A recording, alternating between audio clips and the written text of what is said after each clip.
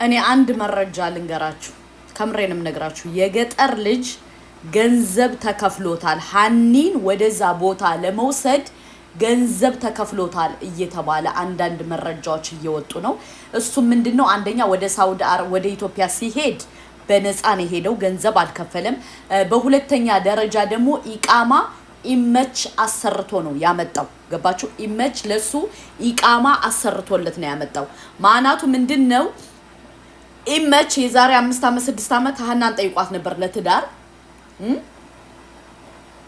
ከዛ አልፈልግህም አንተ ትልቅ ሰው ነህ አትመጥነኝም ስትለው መጨረሻ ምን አረገ መሰላችሁ በገጠር ልጅ ተጠቀመባት በገጠር ልጅ የገጠር ልጅ በሜሴንጀር ጀንጅኖ እንዲወስዳት አርጎ እንደዚህ ይሄን ነገር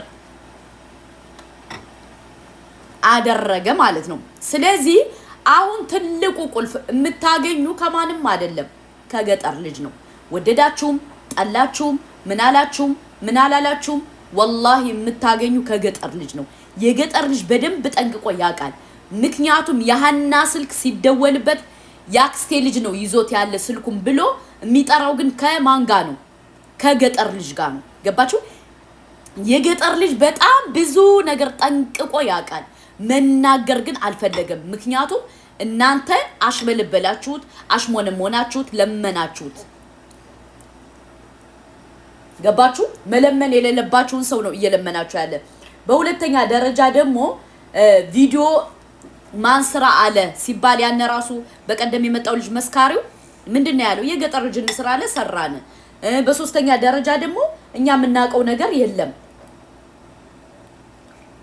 ገባችሁ ራሱ መስካሪዎቹ ካንድ ላይ የነበሩት ቃል የሚሰጡት የተለያየ ቃል ነው ማለት ነው ስለዚህ የገጠር ልጅ በደንብ ጠንቅቆ ያቃል ምኑን እያንዳንዱን ሴራና ስራ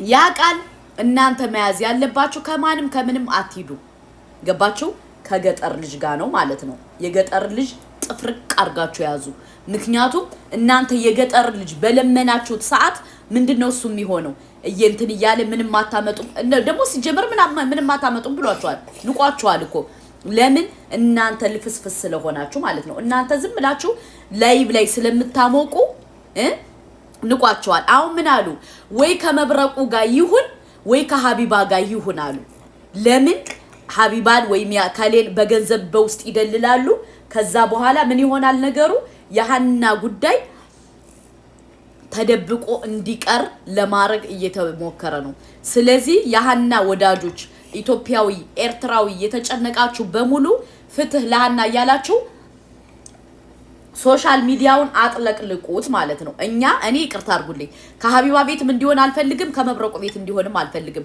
ለምን መብረቁ መግባት የፈለገው ገንዘብ ፈልጎ ነው ገባችሁ ጊፍት አሁን ይሄን ሰሞን በአቡ ፋኖ ጋር ብዙ ሰው ስለመጣ በቃ መብረቁ አብዷል ማለት ነው መብረቁ ደግሞ والله ወቢላህ ለራሱ ጥቅም እንጂ ለልጅቱ አስቦ አይደለም ገባችሁ እኛ ሻምበልን ከናንተ በላይ እናቀዋለን ካይሮ አንድ ላይ ነበር ምን እንደሚያረግ ምን ሴራ እንደነበረ ምን ሲሰራ እና እያንዳንዱን እናቃለን ገባችሁ አሁን ከዚህ ላይ መጣችሁ መብረቁ ሐቀኛ ነው ብትሉ እኛ እናቀዋለን ገባችሁ እኛ ለመፈመስ ብሎ እንደሆነ ብዙ ነገር እናቃለን እኛ እኮ እናወራለን ካልነ እናወራለን ከኛ ፊት እኮ አይዳፈርም ለምን ሚስጥሩን በደንብ ጠንቅቀን ስለምናቅ አሁንም ቢሆን ማለቅ አለበት ካቡ ፋኖ ቤት እንጂ ከማንም ቤት መሆን አለበት ብዬ አላምንም ሁለተኛ ደግሞ ከሐቢባ ቤት ካላችሁ ከሐቢባ ቤትም አንፈልግም ለምን የፍትህ ጉዳይ እንጂ የቤት ጉዳይ አይደለም ያጣላል ገባችሁ ሐቢባ የትኛውን ጉዳይ እንትን ብላ